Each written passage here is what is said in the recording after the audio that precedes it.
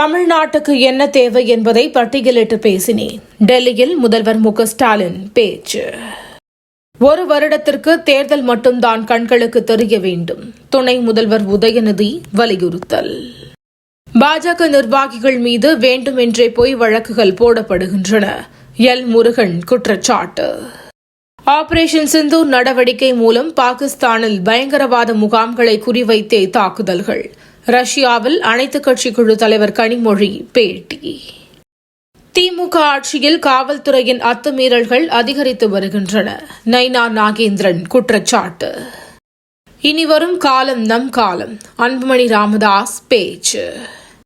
நகைக்கடன் பெறுவதில் பழைய நடைமுறையே தொடரும் என ரிசர்வ் வங்கி அறிவிக்க வேண்டும். தவிக தலைவர் விஜய் வலியுறுத்தல்.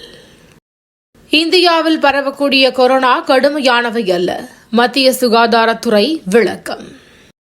காசா முனையில் இஸ்ரேல் தாக்குதல். 79 பேர் பலி. ரோஹிங்கியா அகதிகள் சென்ற படகு கவிழ்ந்து விபத்து. 427 பேர் பலி. அமைதி பேச்சுவார்த்தைக்கு மத்தியில் உக்ரைன் மீது ரஷ்யா சரமாரி ட்ரோன் தாக்குதல். பலர் படுகாயம்.